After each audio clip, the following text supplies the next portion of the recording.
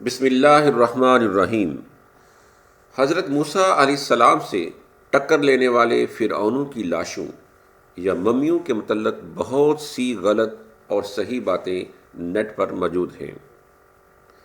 ہر بندے کی اپنی تحقیق ہے اور زیادہ تر سنی سنائی باتیں شیئر کرتے رہتے ہیں، جس سے کئی لوگ بے یقینی کا شکار ہیں، جبکہ اکثریت انہی غلط یا صحیح معلومات کو یقین کے ساتھ سوشل میڈیا پر پھیلاتی رہتی ہے۔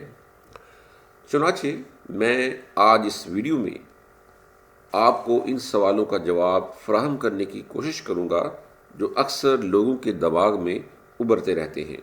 مثلا، کیا حضرت موسیٰ علیہ السلام سے ٹکر لینے والے فرعون دو تھے یا ایک؟ مصر میں جو ممیاں ملی ہیں، کیا وہ واقعی انہی فرعونوں کی ہیں؟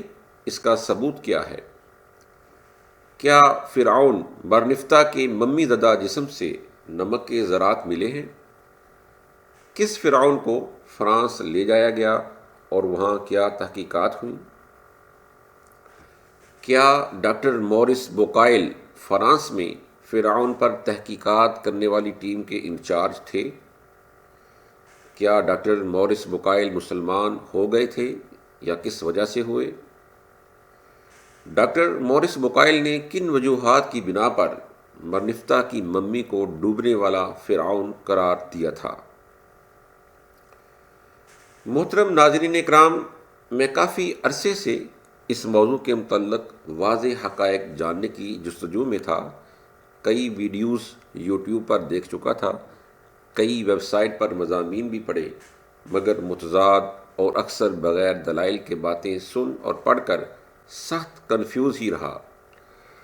چنانچہ چند ہفتے قبل میں نے خود تحقیق کرنے کا ارادہ کیا اور اصل حقائق جاننے اور درست معلومات تک پہنچنے کے لیے ڈاکٹر مورس بوکائل اور ان ممیوں کو دریافت کرنے والے فرانسیسی ماہر آثار قدیمہ ایلیٹ سمتھ کی کتابوں کا براہ راست مطالعہ کیا، بے شمار نیٹ ریسرچ کی، اور آج جس نتیجے پر میں پہنچا ہوں وہ اس ویڈیو میں آپ کے سامنے رکھنے کی کوشش کروں گا۔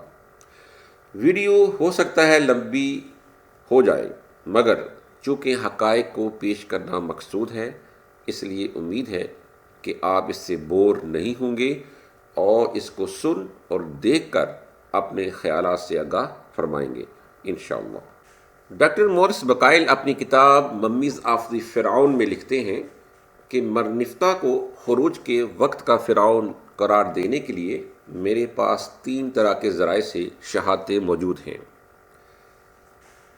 نمبر 1، مصر کی تاریخ اور دیگر تاریخی ماخذ۔ نمبر 2، قرآن اور بائبل کی شہادتیں یعنی مذہبی۔ اور نمبر 3، طبی تحقیقات۔ اگر طبی تحقیقات پہلے دونوں ذرائع کی نفی کرتیں تو میں اس طرح کا دعویٰ کرنے کی بالکل کوئی جسارت نہیں کر سکتا تھا۔ یہاں تینوں ذرائع ایک ہی بات کی طرف اشارہ کر رہے ہیں جس کا انکار کرنا ناممکن ہے۔ جو اس نظریے کے مخالف ہیں ان کے پاس صرف ایک تاریخی ذریعہ ہے جس کی بنیاد پر وہ بات کرتے ہیں۔ چنانچہ ہر کوئی اندازہ کر سکتا ہے کہ کس کی بات میں وزن زیادہ ہے یا زیادہ قابل بھروسہ ہو سکتی ہے۔ تو چلیے سب سے پہلے میں آپ کے سامنے رکھتا ہوں تاریخی شہادتیں۔ حضرت موسیٰ علیہ السلام کا بنی اسرائیل کو لے کر خروج کے واقعہ کا ذکر صرف بائبل اور قرآن مجید میں ہے۔ اس کا ذکر کسی ہیروغلیفی زبان کی کسی لوح میں نہیں پایا گیا۔ 1896 عیسوی میں تمسیہ کے مقام سے کالے گرینائٹ کے پتھر کی تختی ملی تھی جو 3 میٹر اونچی ہے اور یہ قاہرہ کے عجائب گھر میں موجود ہے۔ اس تختی کو مرنفتہ سل، مرنفتہ کی فتح کی سل یا اسرائیل سل بھی کہا جاتا ہے۔ یہ تحریر شدہ سل بڑی دلچسپی کی چیز ہے کیونکہ ہیروغلیفی میں صرف یہی ایک معلوم شدہ دستاویز ہے جس میں لفظ اسرائیل آیا ہے۔ اس میں مرنفتہ کی فتوحات کے ایک سلسلہ کا حوالہ ہے جو اس نے ہمسایہ حکومتوں پر حاصل کی تھیں، خصوصاً ایک ایسی فتح کا اس دستاویز کے اختتام پر تذکرہ ہے کہ ایک برباد شدہ اسرائیل کہ جس کی نسل میں سے اب کوئی بھی باقی نہیں رہا۔ بائبل کی کتاب پیدائش کے مطابق اسرائیل حضرت یعقوب علیہ السلام کا دوسرا نام ہے۔ چونکہ یہ نام ایک فرد واحد کو دیا گیا ہے، لہذا یہ امر تعجب خیز نہیں ہے کہ بعد میں ایک ممتاز مورث اعلیٰ کی یاد میں ایک قوم یا لوگوں کی ایک جماعت کو بھی یہ نام دے دیا گیا ہو۔ اس لیے حضرت موسیٰ علیہ السلام سے بہت پہلے ہی یہ نام مشہور و معروف تھا۔ چنانچہ اگر مرنفتہ کے دور حکومت کے ایک پتھر کی لوح پر یہ نام لکھا دکھائی دیتا ہے تو یہ کوئی عجیب بات نہیں ہے۔ یعنی مرنفتہ کے دور حکومت میں ایسے لوگوں کا گروہ یا قوم موجود تھی کہ جنہیں اسرائیل کا نام دیا گیا تھا، اور ہم جانتے ہیں کہ قرآن بھی حضرت موسیٰ علیہ السلام کی قوم کو بنی اسرائیل کا خطاب ہی دیتا ہے۔ ڈاکٹر مورس بکائل کی تحقیق کے مطابق بنی اسرائیل پر ظلم و ستم کرنے والے حکمران کا نام رامیسس دوم تھا۔ گو کہ بائبل میں بھی ان دونوں فرعونوں کے نام موجود نہیں ہیں، مگر بائبل کے بیان کے مطابق جس فرعون نے بنی اسرائیل سے بیگار کے طور پر کئی شہر تعمیر کروائے تھے، ان میں سے ایک کا نام رامیسس تھا جبکہ دوسرے کا نام پتوم تھا۔ ڈاکٹر مورس بکائل اپنی کتاب بائبل، قرآن اور سائنس میں لکھتے ہیں کہ مقدس صحیفوں سے ہٹ کر بنی اسرائیل نے مصر میں اپنے قیام کے جو اثرات چھوڑے ہیں وہ نہایت دھندلے ہیں۔ تاہم کئی ہیروغلیفی دستاویزات ایسی ہیں جو مصر میں ایسے مزدوروں کی جماعت کے وجود کا حوالہ دیتی ہیں جو اپیرو، ہاپرو اور ہابرو کہلاتی تھیں، جن کو عبرانیوں سے مطابقت دی جاتی ہے۔ اس جماعت میں تعمیراتی کام کرنے والے، زراعت سے متعلق مزدور، کھیتی باڑی کرنے والے لوگ وغیرہ شامل ہیں۔ لیکن یہ لوگ کہاں سے آئے تھے، اس سوال کا جواب پانا مشکل ہے۔ فادر دیوو نے ان کے بارے میں یہ کہا ہے کہ وہ مقامی آبادی کے افراد نہیں ہیں اور نہ وہ خود کو معاشرہ میں کسی جماعت کی حیثیت سے روشناس کراتے ہیں۔ ان سب کا نہ ایک پیشہ ہے اور نہ ایک مرتبہ۔ تہوتمس سوم کی زیر حکمرانی ان کا حوالہ استبل میں کام کرنے والوں کی حیثیت سے ایک پائے پرس پر لکھا ہوا ملتا ہے۔ تاریخی طور پر یہ بات بھی معلوم شدہ ہے کہ 15ویں صدی قبل مسیح میں کس طرح ایمیوفس دوم ان کے 3600 لوگوں کو کنعان سے قید کر کے لایا تھا، اور جیسا کہ فادر دیوو کا کہنا ہے ان میں ایک بڑی تعداد شامی فلسطینی آبادی کی تھی۔ تقریباً 1300 قبل مسیح سیتھوس اول کے تحت ایپرو نے کنعان کے علاقہ بیت شین میں بڑا فتنہ و فساد برپا کیا تھا۔ رامیسس دوم کی دور حکمرانی میں ان میں سے کچھ لوگ پتھر کی کانوں میں کام کرنے کے لیے مقرر کیے گئے اور کچھ ان ستونوں کی نقل و حمل کے کام پر مامور ہوئے جو فرعون کے تعمیری کاموں میں استعمال ہوتے تھے۔ حضرت موسیٰ علیہ السلام کا ایک مصری نام پی مانتے نے اپنی کتاب مصر اور بائبل میں بتایا ہے کہ میسو یا میسی وہ اعلام ہیں جو ہیروغلیفی زبان کی لغت میں جس کو رینک نے مرتب کیا ہے درج ہے۔ موسیٰ اسی لفظ کی نقل ہے جو قرآن میں دی گئی ہے۔ ڈاکٹر مورس بکائل کے مطابق اس صدی کے شروع میں ماہر مصریات گیسٹن ماسپیرو نے اپنی کتاب رہنمائے عجائب گھر قاہرہ برائے سیاح سن 1900 میں لکھا تھا کہ غالباً اسکندری روایت کے موجب برنفتہ کے خروج کے زمانے کا فرعون تھا، جس کے بارے میں کہا جاتا ہے کہ وہ بحیر احمر میں ڈوب مرا تھا۔ پی مانتے نے بھی اپنی کتاب مصر اور بائبل میں نہایت فراست کے ساتھ اس ابتدائی سکندری روایت کو دہرایا ہے جس کا ذکر گیسٹن ماسپیرو نے کیا ہے، اور اضافی دلائل کے ساتھ اس کی حمایت کی ہے۔ غیروغلیفی رسم الخط کا مفہوم تقریباً 3 صدی قبل مسیح میں گم ہو گیا تھا، جسے تقریباً 200 سال پہلے شمپولین نے ان نشانات کا جائزہ لے کر جو لفظ رامسس کو ظاہر کرتے تھے، ہیروگلیفی رسم الخط کو سمجھنے کی کنجی دریافت کی۔ اس وقت سے اب اس لفظ کا مفہوم اب سب جان چکے ہیں، وگرنہ یہ لفظ بائبل اور یونانی اور لاطینی زبانوں میں لکھی گئی چند کتابوں کے علاوہ مشکل ہی سے محفوظ رہ سکا اور بگڑ کر رہ گیا۔ یہی وجہ ہے کہ ٹاسیٹس اپنے وقائع میں لفظ رہامس کا ذکر کرتا ہے۔ جی اب چلتے ہیں بائبل کی جانب کہ اس میں اس حوالے سے کیا ثبوت پائے جاتے ہیں۔ رامسس کے لیے عبرانی لفظ بائبل میں دو طرح سے لکھا جاتا ہے، رامسس یا رائس۔ بائبل کے یونانی متن میں جو ہفتاوی ترجمہ کے نام سے موسوم ہے یہ رامیسے ہے۔ لاطینی متن ویلگیٹ میں یہ لفظ رامسیس لکھا ہوا ہے۔ بائبل کے کلیمنتی متن میں جو فرانسیسی میں ہے اور اس کی پہلی اشاعت 1921 میں ہوئی تھی، یہ لفظ اسی طرح ہے، یعنی رامسیس۔ جس زمانہ میں شامپولین نے اس شعبہ میں کام کیا اس وقت فرانسیسی اشاعت ہی رائج تھی۔ شامپولین نے اپنی کتاب قدیم مصریوں کے ہیروگلیفی طرز کے خلاصہ میں اس لفظ کے بائبل کے ہجو کو اختیار کیا تھا۔ اس طرح بائبل نے معجزانہ طور پر رامسس کے نام کو اپنے عبرانی، یونانی اور لاطینی متون میں قائم و برقرار رکھا۔ جدید تحقیقات کے مطابق رامسس شہر تیونس اور قطر کے اس علاقے میں واقع تھا جو دریائے نیل کے مشرقی ڈیلٹے میں واقع ہے۔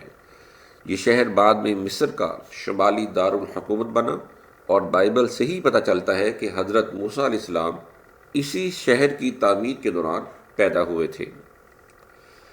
مزید بائبل سے ہی پتہ چلتا ہے کہ حضرت موسیٰ علیہ السلام جس وقت مدین میں تھے اس وقت تک فرعون وفات پا چکا تھا، یعنی رامسس دوم اس وقت تک مر چکا تھا۔ بائبل سے ہی پتہ چلتا ہے کہ جس وقت حضرت موسیٰ علیہ السلام فرعون کے دربار میں پیش ہوئے اور اسے بنی اسرائیل کو آزاد کرنے کی درخواست کی، اس وقت ان کی عمر 80 سال تھی، یعنی جس فرعون سے آپ نے ملاقات کی وہ دوسرا فرعون یعنی برنفتہ تھا، مگر فرعون نے یہودیوں یعنی بنی اسرائیل کو جانے کی اجازت نہ دی۔ بائبل کے بیان کے مطابق بنی اسرائیل اسی شہر رامسس سے خروج کے لیے نکلے تھے، جن کی تعداد بیوی بچوں کے علاوہ 6 لاکھ مردوں پر مشتمل تھی۔ فرعون نے بھی اپنا رتھ تیار کروایا اور سارے مصر سے رتھ اکٹھے کر کے اپنے سبھی سرداروں کے ہمراہ بنی اسرائیل کا پیچھا کرنے کے لیے نکلا۔ فرعون نے بنی اسرائیل کو سمندر کے قریب پایا، وہ سمندر سے نکل گئے جبکہ فرعون اور اس کا لشکر ڈوب کر مر گئے۔ ڈاکٹر مورس بوکائل لکھتے ہیں کہ بائبل کے بیانات کی بڑی تاریخی قدر و قیمت ہے۔ اس سے ہمیں فرعون کا تعین کرنے یا زیر بحث دونوں فرعونوں کو پہچاننے میں مدد ملتی ہے۔ یہ مفروضہ جو بائبل کے ساتھ شروع ہوتا ہے، قرآن مجید میں شامل معلومات کو جمع کرنے سے حقیقت واضح ہونے میں مدد ملتی ہے۔ بائبل کی طرح قرآن بھی کوئی ایسا نام فراہم نہیں کرتا جس سے اس فرعون کی شناخت کی جا سکے جو خروج کے وقت کا حکمران تھا۔ اب چلتے ہیں اور دیکھتے ہیں کہ قرآن سے ہمیں اس حوالے سے کیا ثبوت جو ہیں وہ ملتے ہیں۔ قرآن مجید میں فرعون کا نام تو نہیں مگر اس کے مشیروں میں سے ایک کا نام حامان تھا۔ قرآن میں اس کا ذکر 6 بار آیا ہے۔ قرآن مجید میں حضرت موسیٰ علیہ السلام اور حضرت ہارون علیہ السلام کا فرعون سے بات چیت اور بنی اسرائیل کا مصر سے خروج کا ذکر 10 سے زائد صورتوں میں بڑی تفصیل کے ساتھ بیان ہوا ہے۔ قرآن مجید میں ڈاکٹر مورس بوکائل کے مطابق لفظ فرعون 27 صورتوں میں 74 مرتبہ ذکر ہوا ہے۔ قرآن بنی اسرائیل کو کہتا ہے کہ اللہ کے اس احسان کو یاد کرو جو اس نے تم پر کیا ہے۔ اس نے تم کو فرعون والوں سے چھڑایا جو تم کو سخت تکلیفیں دیتے تھے، تمہارے لڑکوں کو قتل کر دیتے تھے اور تمہاری عورتوں کو چھوڑ دیتے تھے۔ قرآن فرعون کے ظلم کا تذکرہ تو کرتا ہے لیکن ان شہروں کے ناموں کا ذکر نہیں کرتا جو بائبل میں مذکور ہیں۔ جنہیں بنی اسرائیل نے بغار میں تعمیر کیا تھا۔ سورہ طٰہٰ میں ذکر موجود ہے کہ حضرت موسیٰ علیہ السلام کو دریا کے کنارے چھوڑ دیا گیا۔ سورہ القصص میں فرعون کی بیوی کا تذکرہ جو حضرت موسیٰ علیہ السلام کو دریا سے نکال کر لے گئی تھی۔ سورہ القصص میں ہی حضرت موسیٰ علیہ السلام کی جوانی، ان کے مدین میں قیام اور ان کی شادی کا ذکر موجود ہے۔ بطور عذاب خداوندی بائبل میں 10 بلاؤں اور وباؤں کا ذکر ہے، جبکہ قرآن میں صرف 5 کا ذکر ہے، یعنی سیلاب، ٹڈیاں، جوئیں، مینڈک اور خون۔ مصر سے فرار کا ذکر قرآن میں کیا گیا ہے، لیکن بغیر کسی ان جغرافیائی تفصیلات کے جو بائبل میں دی گئی ہیں، نہ ہی اس میں لوگوں کی وہ ناقابل یقین تعداد مذکور ہے جس کا حوالہ بائبل میں ہے۔ یہ قیاس کرنا مشکل ہے کہ 6 لاکھ مرد مع اپنے اہل و عیال کے ایک طویل عرصہ تک صحرا میں رہ سکے ہوں گے، جیسا کہ بائبل میں ہمیں یقین دلایا گیا ہے۔ عام خیال ہے کہ حضرت موسیٰ علیہ السلام نے جس فرعون کے محل میں پرورش پائی، اسی سے بعد میں ان کی مڈ بھیڑ ہوئی تھی، مگر تاریخی حقائق کی روشنی میں پرکھا جائے تو یہ خیال غلط ہے۔ اس غلط فہمی کی وجہ شاید لفظ فرعون ہی بنا، حالانکہ فرعون اس دور میں مصر کے بادشاہوں کا لقب تھا، یعنی جو بادشاہ بنتا اس کو فرعون کہا جاتا۔ قدیم مصر پر اس طرح 30 خاندانوں نے حکومت کی تھی، یعنی سینکڑوں فرعون وہاں حکمرانی کرتے رہے۔ چنانچہ حضرت موسیٰ علیہ السلام کو 2 فرعونوں سے واسطہ پڑا تھا، ایک وہ جس کے زمانہ میں آپ کی پیدائش ہوئی اور جس کے گھر آپ نے پرورش پائی، یعنی رامیسس دوم، جبکہ دوسرا وہ جس کے پاس دین حق کی دعوت اور بنی اسرائیل کی رہائی کا مطالبہ لے کر پہنچے، اور وہ بحیرہ احمر جسے بحیرہ کلزم بھی کہا جاتا ہے میں غرق ہوا، یعنی مرنفتہ۔ دونوں ہی بنی اسرائیل پر ظالم ڈھانے والے اور اپنے آپ کو خدا کہلواتے تھے۔ بنی اسرائیل کے خروج اور فرعون کے تعاقب کا ذکر بائبل میں اس طرح کیا گیا ہے: اور پانی پلٹ کر آیا اور اس نے رتھوں اور سواروں اور فرعون کے سارے لشکر کو جو اسرائیلیوں کا پیچھا کرتا ہوا سمندر میں گیا تھا غرق کر دیا، اور ایک بھی ان سے باقی نہ چھوٹا، پر بنی اسرائیل سمندر کے بیچ میں سے خشک زمین پر چل کر نکل گئے۔ اسی واقعہ کو قرآن مجید اس طرح بیان کرتا ہے: وَجَاوَزْنَا بِبَنِي إِسْرَائِيلَ الْبَحْرَ فَأَتْبَعَهُمْ فِرْعَوْنُ وَجُنُودُهُ بَغْيًا وَعَدْوًا حَتَّى إِذَا أَدْرَكَهُ الْغَرَقُ قَالَ آمَنْتُ أَنَّهُ لَا إِلَهَ إِلَّا الَّذِي آمَنَتْ بِهِ بَنُو إِسْرَائِيلَ وَأَنَا مِنَ الْمُسْلِمِينَ الْآنَ وَقَدْ عَصَيْتَ قَبْلُ وَكُنْتَ مِنَ الْمُفْسِدِينَ فَالْيَوْمَ نُنَجِّيكَ بِبَدَنِكَ لِتَكُونَ لِمَنْ خَلْفَكَ آيَةً وَإِنَّ كَثِيرًا مِنَ النَّاسِ عَنْ آيَاتِنَا لَغَافِلُونَ۔ اور ہم نے بنی اسرائیل کو جب سمندر سے پار گزار دیا تو فرعون اور اس کے لشکروں نے از راہ ظلم و سرکشی ان کا تعاقب کیا، حتیٰ کہ جب فرعون ڈوبنے لگا تو بولا: میں اس بات پر ایمان لاتا ہوں کہ الہ صرف وہی ہے جس پر بنی اسرائیل ایمان لائے ہیں، اور میں اس کا فرما بردار ہوتا ہوں۔ فرمایا: اب تو ایمان لاتا ہے جبکہ اس سے پہلے نافرمانی کرتا رہا اور مفسد بنا رہا؟ آج تو ہم تیری لاش کو بچا لیں گے تاکہ تو بعد میں آنے والوں کے لیے نشان عبرت بنے، اگرچہ اکثر لوگ ہماری آیتوں سے غفلت ہی برتتے ہیں۔ حضرت موسیٰ علیہ السلام اور ان کے لشکر کا تعاقب کرتے ہوئے فرعون اور اس کے چیلے، امراء اور جرنیل غرق ہو گئے تھے۔ فرعون کی موت پر اس کے پجاریوں پر بجلی ٹوٹ پڑی، پورے ملک میں سوگ کی کیفیت تھی۔ 2 یا 3 دن بعد پانی نے اللہ کے حکم سے فرعون کی لاش کو اگل دیا، جسے سمندر کی تیز لہروں نے کنارے پر پھینک دیا۔ لوگوں کو پتہ چلا تو وہ لاش اٹھا لائے۔ اپنے حاکم کو پہچان کر انہوں نے حسب روایت اس کی لاش کو حنوط کر کے ایک قدیم فرعون آمن حتب ثانی کے مقبرہ کے تہ خانے میں دفن کر دیا۔ مورخین کا خیال ہے چونکہ یہ بحرانی دور تھا، اس لیے ہو سکتا ہے فوری طور پر مرنفتہ کا مقبرہ تعمیر کرنا ممکن نہ ہوا اور اسے پرانے مقبرے میں ہی دفن کر دیا گیا۔ یہ ممیاں اور ان کے مقبرے کئی 100 سال محفوظ رہے۔ قدیم اہل مصر نہ صرف اس حقیقت سے ناواقف تھے بلکہ فرعون کی غرقابی کے واقعے سے انکاری تھے۔ اسی لیے تو قدیم مصری لٹریچر میں اس قسم کے کسی واقعہ کا کوئی تذکرہ نہیں ملتا۔ شاید وہ بنی اسرائیل کے ہاتھوں مصریوں کی شکست کو ظاہر نہیں ہونے دینا چاہتے تھے۔ ہو سکتا ہے یہ ان کے نزدیک قومی حمیت کے خلاف بات تھی۔ بائبل کا بیان اگرچہ تاریخ کو محفوظ تو کرتا ہے، لیکن قرآن کریم کے مقابلہ میں بالکل سطحی ہے۔ حضرت موسیٰ علیہ السلام کے ایک ماننے والے نے جو کچھ دیکھا اور محفوظ کیا وہ بس اتنا ہے کہ فرعون اور اس کا لشکر پہاڑوں جیسی دو بلند لہروں میں غرق ہو گیا۔ غرق ہونے سے پہلے فرعون پر کیا گزری، ڈوبتے وقت اس کے اور اللہ تعالیٰ کے درمیان کیا بات ہوئی، بائبل صرف اتنا بتاتی ہے کہ وہ سب ڈوب گئے۔ مزید برآں یہ امر توجہ طلب ہے کہ قرآنی بیان کے برعکس بائبل میں فرعون کی جسمانی نجات کے امکان کا کوئی اشارہ نہیں ملتا، کیونکہ بائبل کے مطابق ان میں سے ایک بھی نہ بچا۔ چنانچہ قرآن کریم سے پہلے کسی انسانی تاریخ میں اس بات کا ذکر نہیں ملتا کہ فرعون کے جسم کو اس لیے بچایا گیا تاکہ وہ آئندہ نسلوں کے لیے باعث عبرت ہو۔ نزول قرآن کے وقت فرعون مصر کے مقابر صحرا کی ریت کی تہہ میں مدفون تھے، تو اس زمانہ کے لوگوں کو ممی بنانے کا علم نہیں تھا، اور خصوصاً عرب تو اس سے بالکل ہی نابلد تھے۔ فرعونوں کی ممیاں کیسے ملیں؟ تو چلیے چلتے ہیں اور معلوم کرتے ہیں کہ فرعونوں کی ممی شدہ لاشیں کب، کہاں، کیسے اور کس نے دریافت کی، اور یہ کس طرح معلوم ہوا کہ یہ کس کی لاش ہے۔ فرعونوں کی لاشیں کیسے ملیں، یہ بھی ایک دلچسپ داستان ہے۔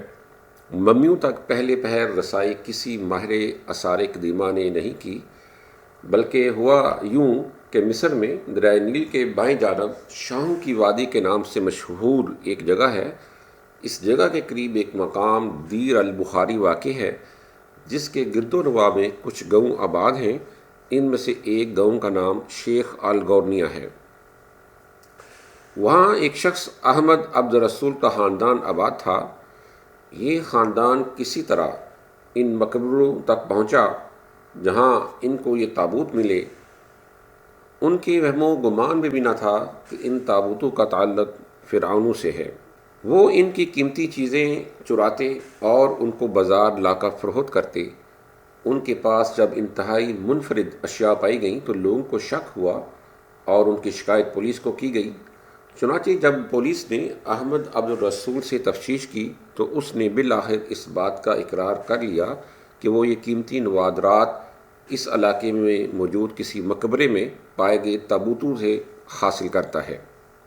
چنانچہ سن 1881 میں پولیس اس مقام پر گئی جو زمین کی سطح سے 10 گز نیچے واقع تھا۔ یہ ایک چھوٹا کمرہ تھا جس میں چوری کا مال جیسے کفن دفن کا پرانا سامان اور پرانے وقتوں کے نوادرات جو مردے کے ساتھ دفنائے جاتے تھے وہ موجود تھے۔ یہاں سے راستہ ایک مقبرے کو جاتا تھا جہاں کئی تابوت موجود تھے۔ بعد میں معلوم ہوا کہ جگہ فرعونوں کے 21ویں خاندان کے دور حکومت میں اس غرض کے لیے تعمیر کی گئی تھی کہ مقبروں کے قیمتی سامان کو چوروں سے محفوظ کرنے کے لیے چھپا کر رکھا جا سکے۔ مصری آثار قدیمہ کے محکمے نے مزید تابوتوں کی تلاش کے لیے اس مقام کی کھدائی جاری رکھی۔ 1 جون سن 1886 کو کھدائی کے دوران لکڑی کا ایک اور تابوت برآمد ہوا۔ اس پر کچھ ایسی عبارتیں لکھی ہوئی تھیں جن سے ظاہر ہوتا تھا کہ یہ رامیسس دوم کی لاش کا تابوت ہے۔ اس کے باوجود آثار قدیمہ کے بعض ماہرین کو اس میں شک ہوا کہ یہ لاش واقعی فرعون کی ہے۔ اس کام کی سربراہی مصر کے آثار قدیمہ کے ڈائریکٹر جناب گیسٹن ماسپیرو کر رہے تھے، جن کا تعلق فرانس سے تھا۔ انہوں نے تابوت کا ڈھکنا الگ کیا اور لاش کے اوپر والے کپڑے کو ہٹایا تو اصل کفن جس نے لاش کا سینہ ڈھانپ رکھا تھا وہاں روشنائی سے نمایاں طور پر ہیروغلیفی زبان میں رامیسس دوم کا نام لکھا ہوا پایا گیا۔ اس موقع پر مصر کا ہادیو توفیق پاشا اور مصر کے اعلیٰ افسران بھی موقع پر موجود تھے۔ یہاں موجود تمام ممیوں کو بولک عجائب گھر میں لا کر رکھ دیا گیا۔ بعد میں انہیں قاہرہ عجائب گھر میں لایا گیا، جہاں مصر کے آثار قدیمہ کے نئے ڈائریکٹر جناب ایلیٹ سمتھ نے 8 جولائی 1907 کو رامسیس دوم کی ممی پر سے بقیہ پٹے کو کھولا اور معائنہ کیا۔ اس کا تفصیلی ذکر اس نے اپنی کتاب دی رائل ممیز میں کیا ہوا ہے۔ مرنفتہ کی لاش اس کے باپ کی لاش ملنے کے 12 سال بعد برآمد ہوئی۔ قبل ازیں کسی کو اس کی مدفن کا علم نہ تھا۔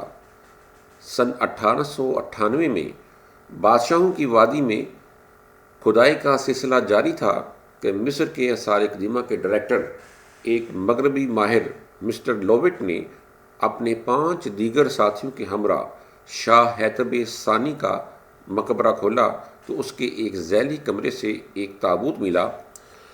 تابوت کا چوبی ڈھکنا اٹھایا گیا تو ممی کے کفن پر واضح طور پر ہیروگلیفی زبان میں فرعون مرنفتہ کا نام لکھا ہوا پایا گیا۔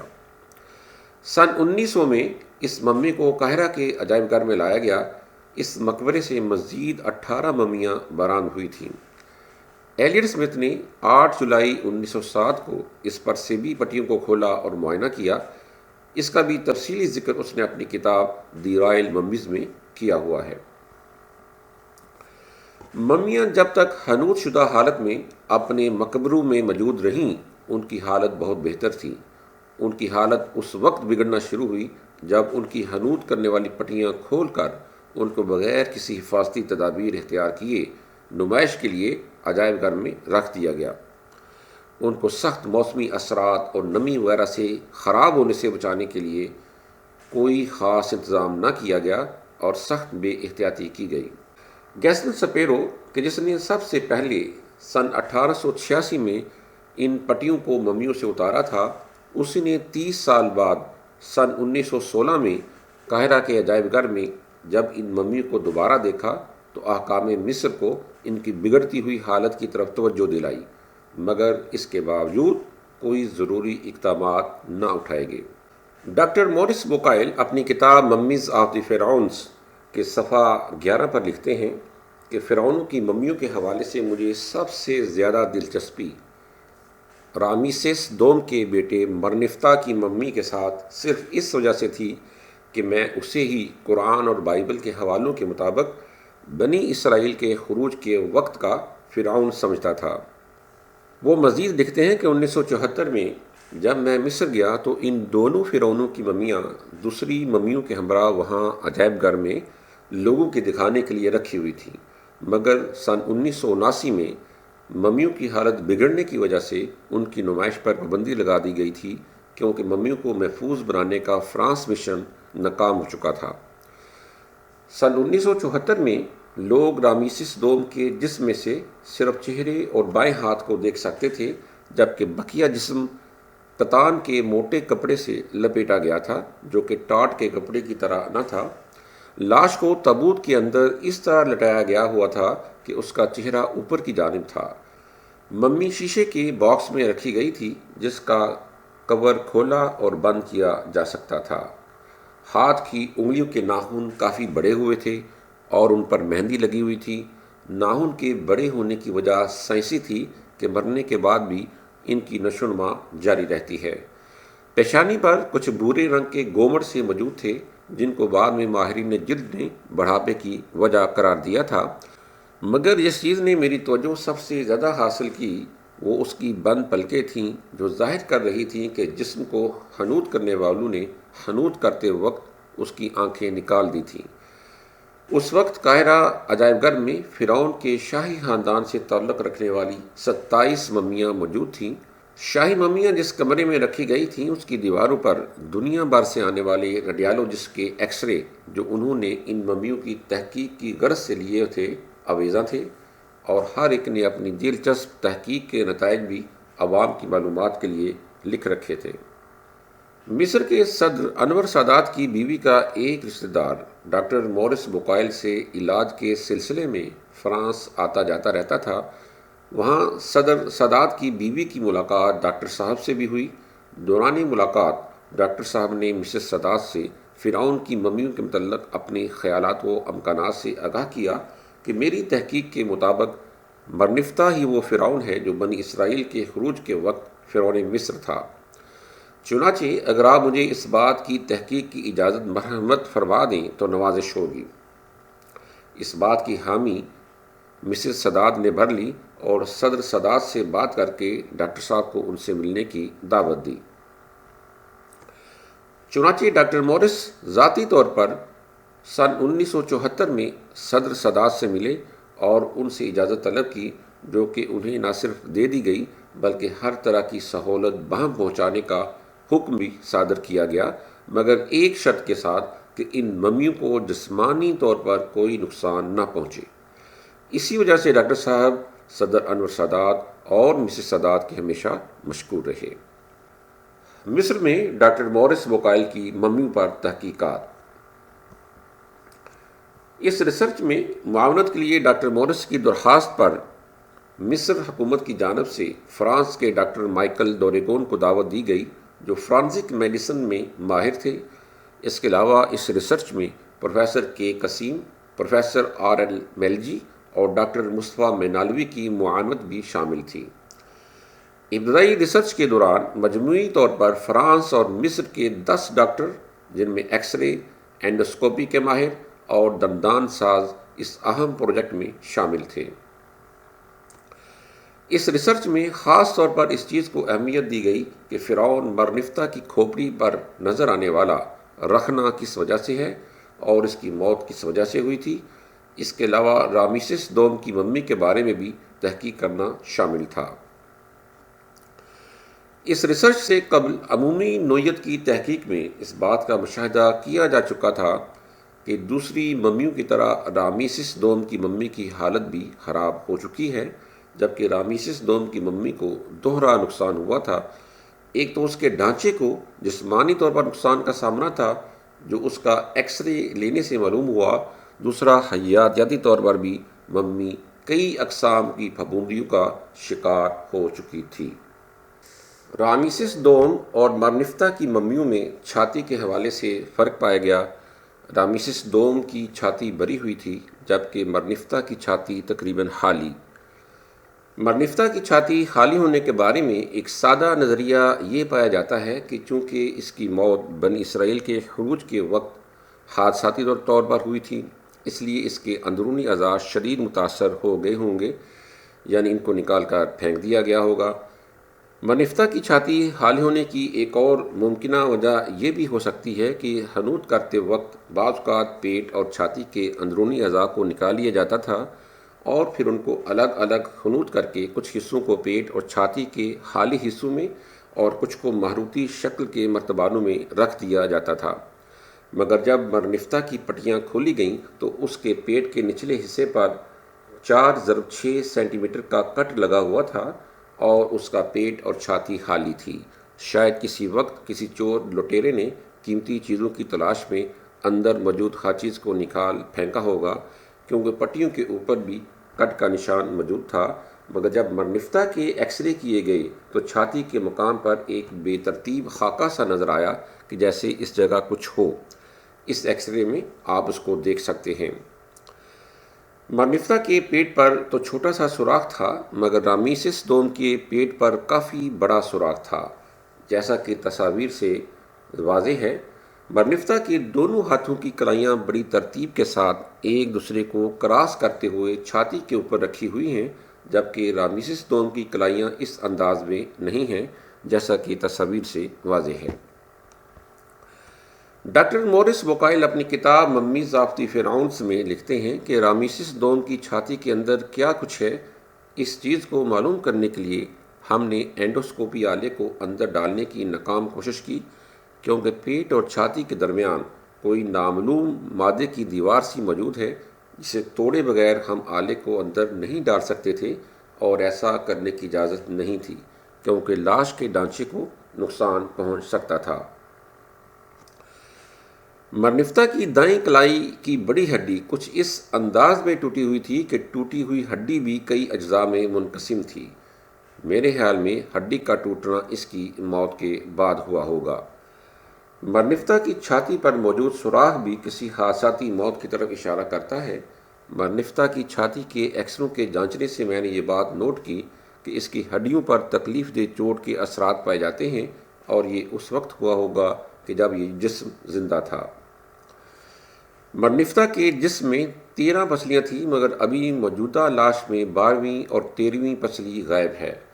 رامسیس دوم کے کولہے کی ہڈیوں کے ایکس رے سے یہ معلوم ہوا کہ دونوں طرف کی ران کی ہڈیوں کی شریانیں کیلشیم کی زیادتی کی وجہ سے سخت ہو چکی تھیں۔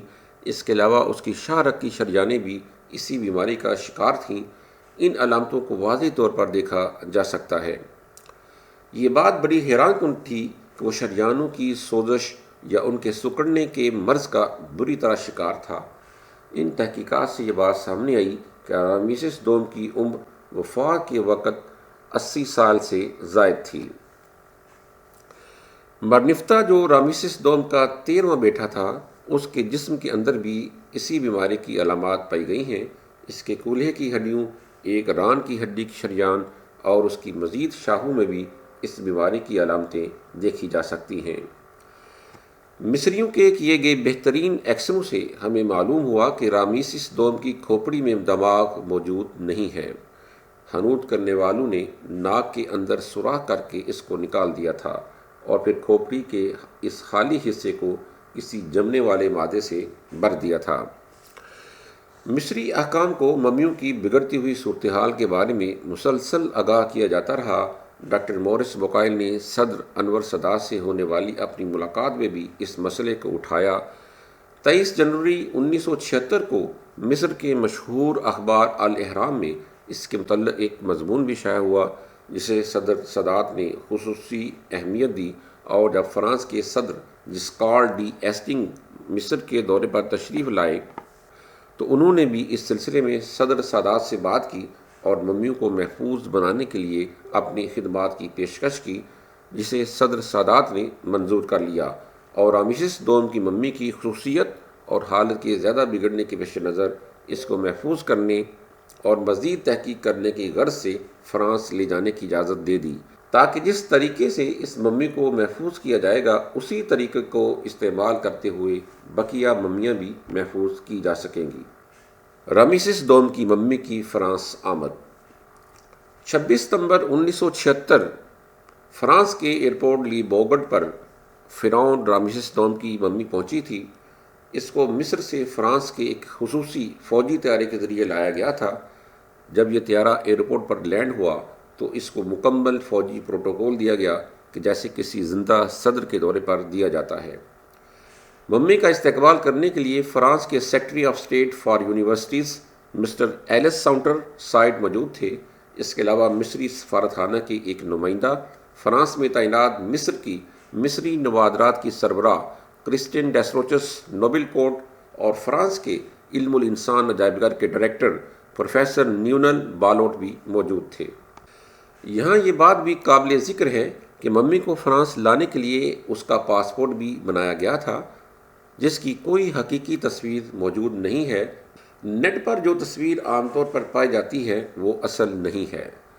فرانس کے لوگوں کی مصری آثار قدیمہ میں بے حد دلچسپی کے باعث چند ماہ قبل رامسیس دوم کی ممی کو اس لیے فرانس لانے کا منصوبہ بنایا گیا تھا تاکہ اس کو عجائب گھر میں بطور نمائش رکھا جائے، مگر اب صرف اس مقصد کے لیے لایا گیا تھا کہ ممی کی بگڑتی ہوئی حالت کو مزید خراب ہونے سے بچایا جائے، اور اس کے لیے فرانس میں موجود جدید ترین آلات و ٹیکنالوجی کو استعمال کیا جائے۔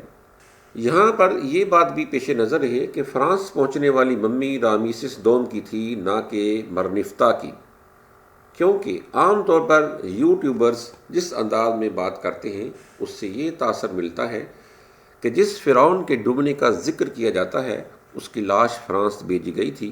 یہ بات غلط ہے۔ ڈوبنے والا فرعون مرنفتہ تھا، جبکہ فرانس بھیجی جانے والی لاش رامسیس دوم کی تھی۔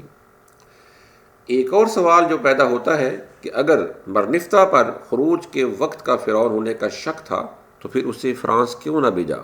تو ڈاکٹر مورس کے بقول مرنفتہ کی ممی کی حالت رامسیس دوم کی حالت سے زیادہ خراب تھی، مگر مصر کے عجائب گھر کے ذمہ داران نے یہ فیصلہ کیا کہ چونکہ مرنفتہ کی ممی پہلے ہی زیادہ خراب ہو چکی ہے تو اس کی بجائے رامسیس دوم کی ممی کو بھیجا جائے تاکہ وہ مزید خراب ہونے سے بچ جائے۔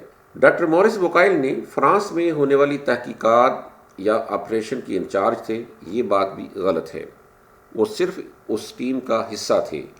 ہاں، مصر میں ہونے والی تحقیقات کے وہ انچارج تھے۔ ممی کے جسم پر سمندری نمک کے ذرات پائے گئے، چنانچہ ثابت ہو گیا کہ یہ لاش اسی فرعون کی ہے۔ یہ بات بھی غلط ہے۔ ڈاکٹر صاحب نے ایسی کوئی بات اپنی کتاب میں نہیں لکھی۔ ان تحقیقات کی وجہ سے ڈاکٹر مورس متاثر ہوئے، اور جب ان کو بتایا گیا کہ قرآن میں تو ایسا کہا گیا، جس پر ڈاکٹر صاحب بڑے حیران ہوئے۔ یہ بات بھی غلط ہے، کیونکہ ڈاکٹر صاحب اس ممی کے فرانس لانے سے قبل ہی ان تمام باتوں سے آگاہ تھے، اور وہ 1974 میں قاہرہ عجائب گھر میں ان تمام ممیوں پر تحقیق کر چکے تھے، جیسا کہ ویڈیو کے شروع میں بیان کیا گیا ہے۔ ڈاکٹر مورس بوکائل کے اسلام قبول کرنے کے حوالے سے بھی کافی متضاد معلومات نیٹ پر پائی جاتی ہیں۔ عجیب بات تو یہ ہے کہ ڈاکٹر صاحب نے بھی اپنی کسی کتاب میں اپنے مسلمان ہونے یا نہ ہونے کا ذکر نہیں کیا۔ اس حوالے سے میں ایک مفصل ویڈیو الگ سے بناؤں گا انشاءاللہ۔ تو محترم ناظرین کرام، ان باتوں کا مجھے ڈاکٹر صاحب کی کتابوں سے کوئی ثبوت نہیں ملا۔ اگر کسی کے پاس ہے تو مجھے پیش کرے تاکہ ہم حقیقت کو واضح طور پر جان سکیں۔ رامیسس دوم کی ممی کو فرانس کے علم الانسان عجائب گھر کی لیبارٹری میں ایک مریض کی طرح داخل کر دیا گیا۔ یہ پروجیکٹ رامیسس دوم آپریشن 8 ماہ تک جاری رہا۔ یہ پروجیکٹ فرانس میں تعینات مصر کی مصری نوادرات کی سربراہ کرسٹین ڈیسروچس نوبل کوٹ اور فرانس کے علم الانسان عجائب گھر کے ڈائریکٹر پروفیسر لیونل بالوٹ کے زیر نگرانی کام کر رہا تھا، جبکہ پروفیسر مورس بوکائل اس ٹیم کا حصہ تھے۔ علاوہ ازیں رضا میں اس پروجیکٹ میں مصر کی کسی بھی یونیورسٹی کا کوئی ایک بھی پروفیسر شریک نہ تھا۔ فرانسیسی ماہرین نے ممی کا جدید مشینوں کی مدد سے معائنہ کیا۔ وہیں معلوم ہوا کہ ممی کو 89 اقسام سے زائد یعنی 89 ٹائپس پھپھوندیاں لگ چکی تھیں۔ ڈاکٹروں کے ایک بورڈ نے اس کا معائنہ کیا، ممی کو محفوظ کرنے کے لیے اقدامات تجویز کیے۔ چنانچہ فرانس کے جوہری توانائی کے کمیشن نے 3000 سال پرانی ممی کو گیما شعاؤں کے ذریعے محفوظ کرنے کے اقدامات کیے۔ یہ اپنی نوعیت کا واحد تجربہ تھا، اس لیے ماہرین کو کافی غور و خوض کے بعد اس کا علاج کرنا پڑا۔ ڈاکٹر مورس بوکائل اپنی کتاب میں لکھتے ہیں کہ فرانس میں ہونے والی تحقیقات سے کوئی زیادہ پیش رفت سامنے نہیں آئی، بلکہ ان تحقیقات سے تقریباً وہی نتائج ملے جو ہم مصر میں ہونے والی تحقیقات سے حاصل کر چکے تھے۔ فرانس میں ہونے والی تحقیق میں بھی وہی ڈاکٹر شامل تھے جو 1.5 سال قبل مصر میں ہونے والی تحقیق میں میرے ساتھ شامل تھے۔ ڈاکٹر صاحب مزید لکھتے ہیں کہ سن 1974 سے سن 1975 تک ہونے والی تمام ریسرچ، اور پھر جب رامیسس دوم کی ممی سن 1976 میں فرانس لائی گئی اور اس پر مزید تحقیق ہوئی، تو ان سب تحقیقات کے نتائج کو اکٹھا کیا گیا، اور اس دوران مصر میں کھدائی کے نتیجے میں ہونے والے مزید انکشافات کو بھی مد نظر رکھتے ہوئے ان کے نتائج کا انتظار کیا۔ چنانچہ مکمل اور حتمی رپورٹ تیار کرنے میں 10 سال کا عرصہ صرف ہوا، اور بالآخر یہ حتمی رپورٹ نومبر سن 1987 میں اس کتاب کی فرانسیسی ایڈیشن میں شائع ہوئی۔ طبی تحقیقات کے نتائج۔ جس فرعون نے حضرت موسیٰ علیہ السلام اور بنی اسرائیل کا تعاقب کیا تھا اور اپنی فوج کی قیادت کی تھی، اسے اتنا صحت مند ہونا چاہیے کہ وہ ایسا کر سکتا ہو۔ تاریخی تحقیقات سے ہم اس نتیجے پر پہنچے ہیں کہ حضرت موسیٰ علیہ السلام کو اپنے دور میں 2 فرعونوں سے واسطہ پڑا تھا، یعنی پہلے رامیسس دوم سے اور پھر مرنفتہ سے۔ چنانچہ موجودہ طبی تحقیقات سے ہمیں یہ معلومات ملی ہیں کہ رامیسس دوم ایک بوڑھا شخص تھا جس کی عمر 80 سے 90 سال کے درمیان تھی، جبکہ مرنفتہ نسبتاً جوان شخص تھا جس کی عمر وفات کے وقت 60 سے 70 سال کے درمیان تھی۔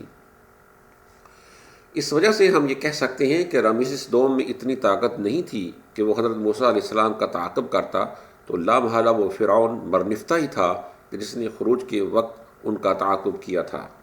اس کے علاوہ مرنفتہ کی کھوپڑی پر بڑا سا خلا یا رخنہ کسی زبردست چوٹ کی وجہ سے ہی بن سکتا ہے، اور یہ چوٹ اس قدر زیادہ تھی کہ جس کی وجہ سے مرنفتہ کی موت یکدم واقع ہو گئی ہوگی یا مرنے میں کچھ وقت ہی لگا ہوگا۔ مرنفتہ کی چھاتی پر موجود سوراخ بھی کسی حادثاتی موت کی طرف اشارہ کرتا ہے، کیونکہ اگر یہ مقبرے لوٹنے والوں نے اس پر کوئی ضرب لگائی ہوتی تو ممنوع شدہ پٹیوں پر بھی اس کے اثرات پائے جاتے۔ علاوہ ازیں ایکسروں کے جانچنے سے بھی یہ بات معلوم ہوئی کہ اس کی چھاتی کی ہڈیوں پر تکلیف دہ چوٹ کے اثرات پائے جاتے ہیں، اور یہ اس وقت ہوا ہوگا کہ جب یہ جسم زندہ تھا۔ مرنفتہ کے دائیں بازو کی لمبی ہڈی کندھے کے جوڑ سے ٹوٹی ہوئی ہے، یہ بھی کسی حادثاتی چوٹ کی طرف اشارہ کرتی ہے کہ جب یہ جسم زندہ تھا۔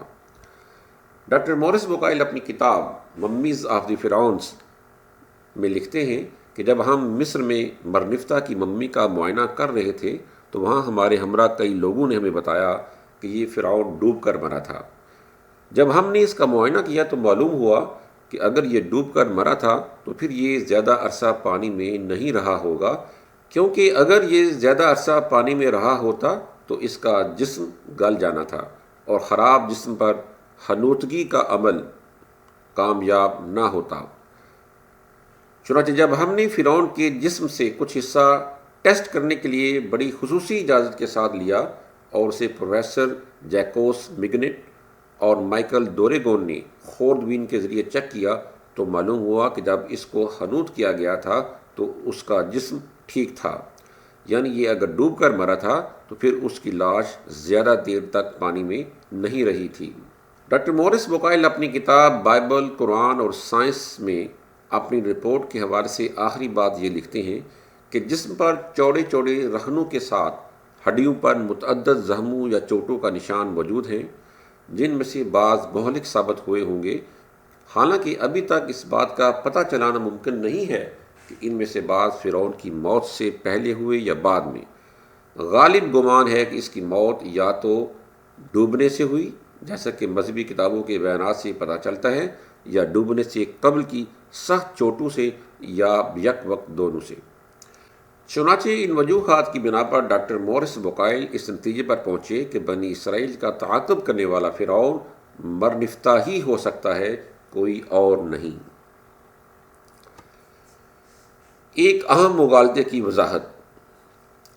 عام طور پر جو بات فرعون کی شناخت کے حوالے سے بہت مشہور ہے وہ یہ ہے کہ اس کے جسم پر سمندری نمک پایا گیا ہے جو اس کے سمندر میں ڈوبنے کا ثبوت ہے، جبکہ ڈاکٹر مورس بوکائل نے اپنی کتابوں میں اس کا کوئی ذکر نہیں کیا ہے، یعنی ان سے منسوب یہ بات غلط ہے، بلکہ انہوں نے بڑی تفصیل کے ساتھ لکھا ہے کہ مصری عام طور پر ممیوں کو محفوظ کرنے کے لیے نیٹرون نمک کا استعمال کرتے تھے، یعنی نمک کا ملنا کوئی غیر معمولی بات نہیں ہے۔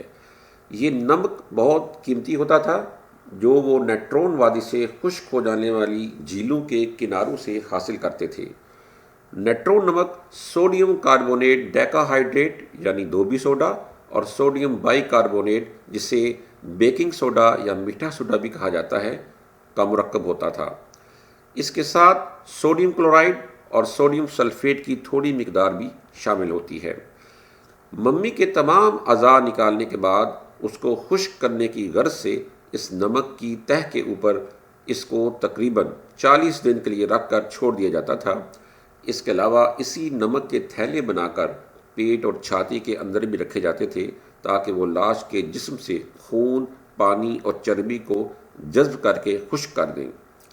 اس عمل کی وجہ سے لاش کی اوپر والی جلد کی تہہ بھی جل جاتی تھی، جس کا مشاہدہ ہمیں ان کے ایکسروں سے ہوا ہے۔ ایک اہم سوال کا جواب۔ اپنی بات کو ختم کرنے سے پہلے اس سوال کا جواب دینا بھی نہایت ضروری ہے کہ قرآن حکیم کے نزول کے 1200 سال بعد تک بھی فرعون مصر کی لاش منظر عام پر نہ آئی تھی، مگر کبھی کسی نے یہ کہہ کر اعتراض نہیں کیا تھا کہ قرآن تو کہہ رہا ہے کہ ہم فرعون کی لاش کو نشان عبرت کے لیے بچا کر رکھیں گے یا محفوظ رکھیں گے، یا نزول آیت کے وقت صحابہ کرام نے ہی اس طرح کا شک ظاہر کیا ہو جیسا کہ آج بعض لوگوں کے ذہن میں یہ اشکال آتا ہے کہ پہلے مفسرین قرآن کس طرح لوگوں کو اس آیت کی تفسیر پر مطمئن کرتے تھے۔ تو اس کا جواب مولانا عبدالسلام بٹوی صاحب نے بڑا خوبصورت دیا ہے، جو ہر سچائی پسند شخص بغیر کسی ہچکچاہٹ کے قبول کرے گا اور اعتراض نہ کرنے کی وجہ بھی معلوم کر لے گا۔ مولانا عبدالسلام بٹوی اپنی تفسیر القرآن الکریم میں لکھتے ہیں کہ عام طور پر مشہور ہے کہ فرعون کی لاش مصر کے عجائب گھر میں اب تک محفوظ ہے، مگر اس کی کوئی دلیل نہیں۔ یہ ان کے خیال کے مطابق ہے کہ یہ اسی فرعون کی لاش ہے۔ علاوہ ازیں اگر اس کی لاش محفوظ نہ بھی رہے تو تاریخ اور قرآن میں اس واقعے کا ذکر ہی بعد والوں کے لیے بطور عبرت اور نشانی کافی ہے، جیسا کہ اللہ تعالیٰ نے اصحاب سبت کو بندر بنانے کے متعلق فرمایا فَجَعَلْنَاهَا نَقَالًا لِمَا بَيْنَ يَدَيْهَا وَمَا خَلْفَهَا وَمَوْعِظَةً لِّلْمُتَّقِينَ۔ تو ہم نے اسے یعنی اس واقعہ کو ان لوگوں کے لیے جو اس کے سامنے تھے اور جو اس کے پیچھے تھے ایک عبرت اور ڈرنے والوں کے لیے ایک نصیحت بنا دیا۔ حالانکہ ان میں سے کسی مسخ شدہ بندر کی کوئی ممی کہیں موجود نہیں۔ اس طرح اس کو یوں بھی سمجھا جا سکتا ہے کہ قوم عاد، قوم ثمود، قوم لوط اور قوم شعیب نمونہ عبرت ہیں، جبکہ ان کی لاشوں اور ان کے بدنوں کا تابوتوں میں یا ویسے ہی محفوظ ہونے کا کوئی قائل نہیں۔ الغرض یہ اس فرعون کی لاش نہ ہو تب بھی بعد والوں کے لیے اس واقعے کے نشان عظیم ہونے میں کوئی فرق نہیں پڑتا۔